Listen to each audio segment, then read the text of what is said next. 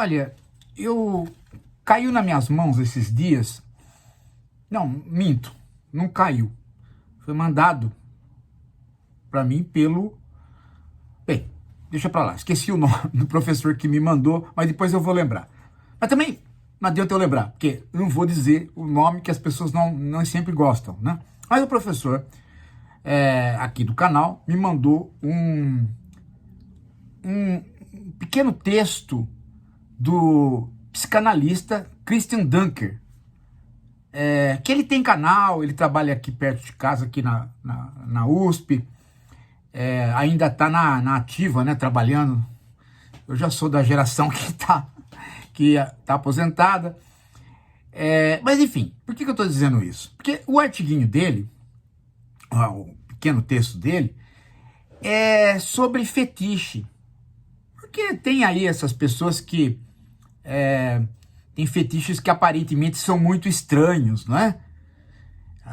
Então, as pessoas condenam.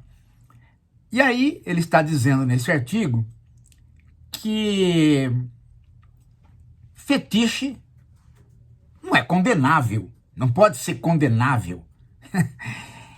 Não é alguma coisa da ordem do condenável. Você tem desejos eróticos que fazem parte da sua fantasia. Fantasia não é para ser realizada. Se realizar, perde o sabor, perde o tchan, né? Muita gente quer realize suas fantasias. Bobagem. É da ordem da fantasia. Ninguém pode ser moralmente condenado pelas suas fantasias. As pessoas têm o direito de ter N fantasias. Daqui a pouco você vai ser condenado pelos seus sonhos, né? Vai ter uma máquina ligada aos seus sonhos, dependendo do sonho que você tiver, vem alguém e diz, você não devia sonhar isso. Então, os fetiches são da ordem do sonho. E ele estava dizendo isso exatamente para desenvolver uma explicação sobre os fetiches. Todavia, ele já parte de uma perspectiva muito restrita da psicanálise. Então, ele começa definindo o fetiche já a partir do domínio da psicanálise. E a noção de fetiche, ela é muito maior do que o que uma parte da psicanálise faz dela. Aliás, né, o Freud parte da ideia de fetiche também de maneira ampla. Então, fetiche normalmente a gente tem de uma maneira ampla na antropologia. Nada mais é que o feitiço. É a ideia de que o inanimado, as coisas, aquilo que não tem vida, ganha vida e ganha animação. Nós, às vezes, fazemos isso com as crianças, né? Hoje acho que a gente não faz mais, né? Ano passado, as mães faziam, né? Fetichizavam as coisas para as crianças. A ideia do animismo infantil. Então, participava-se do animismo infantil. Dado que nós pensamos que as crianças animam as coisas, então a gente passa a viver no mundo delas e animar as coisas por elas. Então, a criança tombava com a cadeira, a mãe ia lá e batia na cadeira, falando, na cadeira, só não faça mais isso com o bebê, né? Não sei se ainda se faz isso, mas fazia muito isso, né? E fazia o animismo infantil, a gente participava do animismo infantil. O fetiche é um pouco isso, só que de maneira ampliada para povos. Você anima a floresta, você anima os astros, você anima você põe ânimo, põe alma, põe vida, você projeta a vida do homem nas coisas, e as coisas se voltam maiores para você do que elas são. E uma vez que isso é feito de maneira imaginária, elas voltam também pela imaginação. Só que quando elas voltam com todo o poder que você conferiu a elas. E pela imaginação que você conferiu a elas, né, pela imaginação que você conferiu poder a elas, elas voltam contra você, ou a seu favor, com o grande poder também. E normalmente a gente interpreta isso, né, é muito interessante interpretar isso no campo da mitologia, no campo da religião. Os deuses, né? Nós criamos os deuses e quando a gente acorda, eis que os deuses que são frutos da nossa projeção se voltam contra nós para nos dominar, para nos dar ordem. Mas não só. Muitas vezes a gente cria os deuses porque os deuses são postos como ideais para nós. E depois eles se voltam com o poder que eles têm como ideais que nós temos que concretizar. Toda mitologia, tanto a judaica, cristã, quanto a grega, quanto outras mitologias do Oriente, funcionam neste registro. E muitos dos estudos antropológicos são no sentido de estudar essas mitologias. Bem, agora, o fetiche utilizado pelo Marx é um pouco diferente. Por quê? Porque ele não é produto da imaginação. Quando Marx fala do fetiche da mercadoria, no primeiro volume do Capital, e depois lá no terceiro volume, né, no terceiro livro, que não é publicação do Marx, já é publicação do Engels, e ele fala no fetiche do dinheiro, quando ele fala desses dois fetiches, ele não está falando de uma imaginação que você confere poder às coisas e depois elas voltam para atingir a sua imaginação. Ele está falando do fetiche no âmbito da prática real. Quando você trabalha, você coloca trabalho, né, tempo de trabalho na mercadoria. A mercadoria ganha valor porque há tempo de trabalho socialmente, né? Trabalho social médio, ele está na mercadoria. Então, é uma parte humana que está na mercadoria. É uma parte da alma do trabalhador que realmente está na mercadoria. Quando a mercadoria passa, né, a dominar o trabalhador, quando você olha para a mercadoria e ela determina o que você tem que fazer, o Marx disse que isso é uma fantasmagoria, é um fantasma. Fantasma não é fruto da imaginação. Fantasma é exatamente o quê? O poder de ser sensível e insensível ao mesmo tempo, ou suprassensível ao mesmo tempo. Ele é alguma coisa, né, que extrapola os sentidos, mas ao mesmo tempo ele aparece para você e atinge os seus sentidos. Então, isso é o fantasma. Então, a mercadoria contém esse fantasma. Você não vê o trabalho que você colocou nela. Mas esse trabalho que você colocou nela é que dá valor. E é este valor que vai aparecer para você quando você for buscá-la no supermercado ou em qualquer outro lugar. Porque é ele que vai dar poder para a mercadoria, para ela exercer esse poder sobre você. Por exemplo, né, você chegar num lugar, querer comprar um carro, e você vê que você não tem condição de comprar o carro. Aí você volta para casa e faz todo um planejamento da sua vida, altera completamente a sua vida, a sua família, para poder comprar o carro. Então veja, já não é mais você que adquire o carro. É o carro que adquiriu você, porque ele mudou o comportamento, ele mudou seus ideais, ele mudou seu planejamento, ele mudou sua vida. Por quê? Porque o valor dele, o valor de mercado dele, está fetichizado. Aquele trabalho que era seu, a sua alma que foi colocado para fazer o carro, voltou-se contra você, agora em termos de fetiche real. O carro virou um sujeito da ação. Ele determina aquilo que você vai fazer. Ele não é mais objeto. Você se tornou o objeto para ele. Na prática, Você é o consciente e ele o inconsciente. Mas na prática mesmo, né, você é o consciente, mas ele é o consciente que comanda o seu consciente. Então você vai organizar toda a sua vida, mudar o rumo da sua vida para adquirir o carro. Na verdade, ele é que adquiriu você. Então as relações estão invertidas. E isso não é fruto da sua imaginação. Por quê? Porque você nem está imaginando nada com o carro. Você simplesmente, né, está sendo obrigado pelo carro a levá-lo para casa para você montar nele. Se você não fizer isso, você não se considera um homem livre. Se você não fizer isso, você não se considera um homem digno de estar naquele bairro. Se você não fizer isso, você acha que você não vai chegar no serviço na hora certa.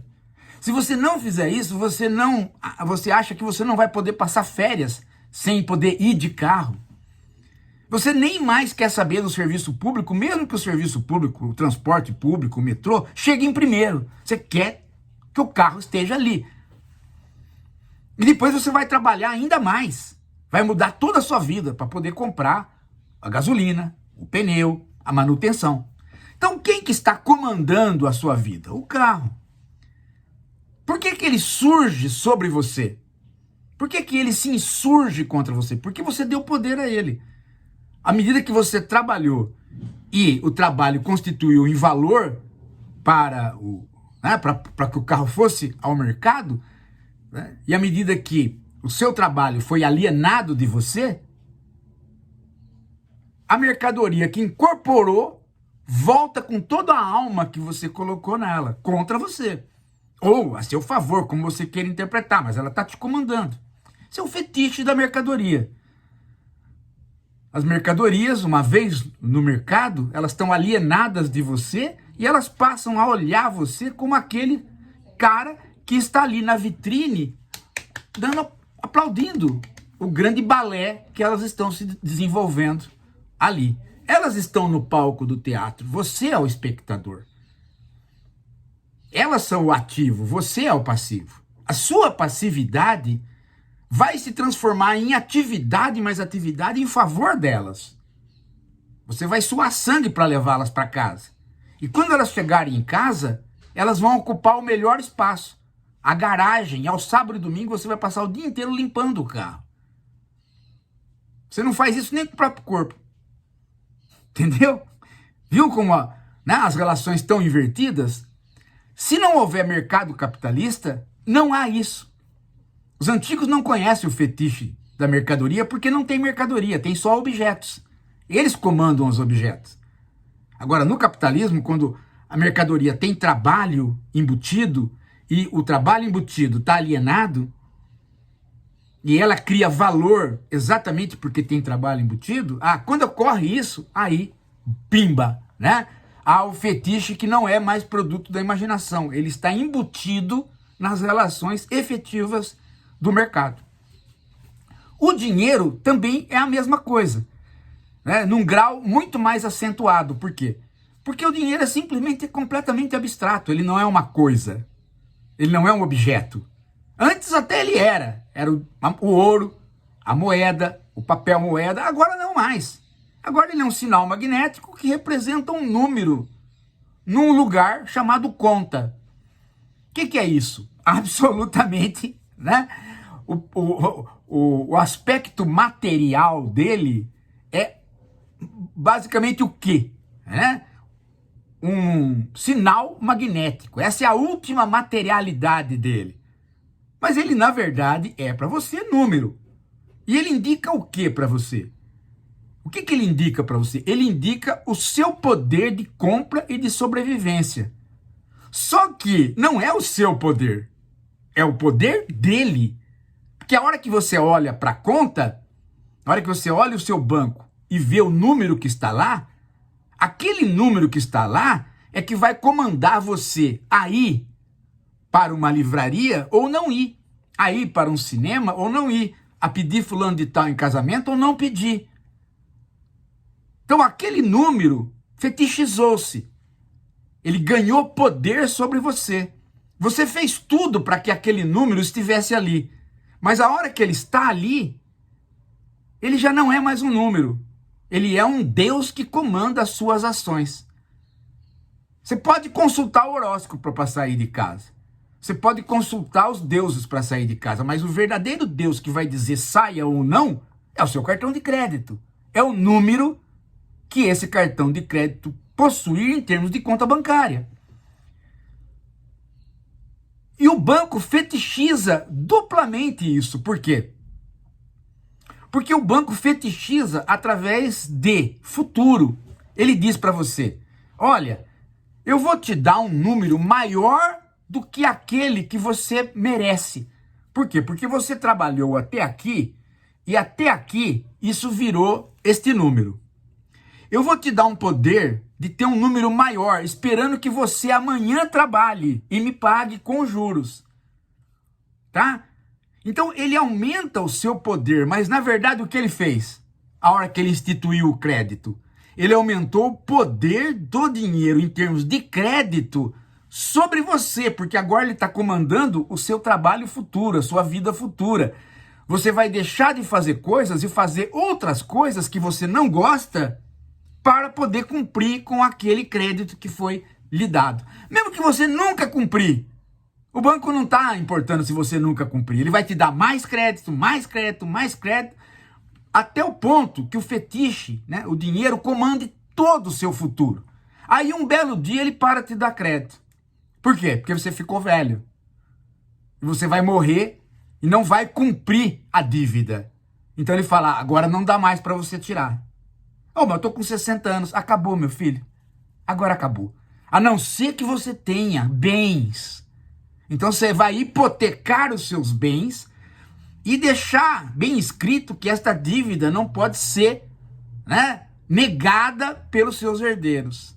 Ah, então daqui que eu assino. Onde está o número Deus? O número Deus. Nossa, quantos milhões eu tenho? Não, é quantos milhões milhões tem você. E quanto que o banco mediou esta venda da sua alma ao demônio? E assim é o fetiche. Ele não está na sua imaginação, você nem está pensando nisso. Ele é o fetiche real. Então, este fetiche real, né, ele diferente do fetiche sexual. O fetiche sexual é o fetiche da imaginação. O fetiche real é o fetiche que está inerente às práticas sociais. As coisas ganham vida na imaginação, no caso da psicanálise. Na teoria do marxismo, elas estão na prática social. Veja, portanto, gente, que num caso, o fetiche da mercadoria e do dinheiro estão envolvidos com determinadas práticas relacionais que não envolvem fantasia. Enquanto que o fetiche da psicanálise, ou seja, objetos inanimados, estarem juntos com você para você satisfazer desejos, pertence ao campo do imaginário. No campo da psicanálise, portanto, no campo do imaginário, portanto, qualquer realização do fetiche leva você a perder a capacidade de ter desejos realizados. Desejos realizados significa fetiche não realizado. Enquanto que na prática social, na teoria do Marx, desejos realizados, você comprar o carro, significa a efetivação do fetiche. Ou seja, o fetiche realizado. São as duas grandes diferenças, gente, que a gente precisa notar bem, porque nós estamos no meio das duas. E o nosso domínio sobre elas é muito pequeno. O máximo que a gente pode fazer é compreendê-las. Só que o Marx disse que só interpretar e compreender o mundo não basta. É preciso transformá-lo. Bom, aí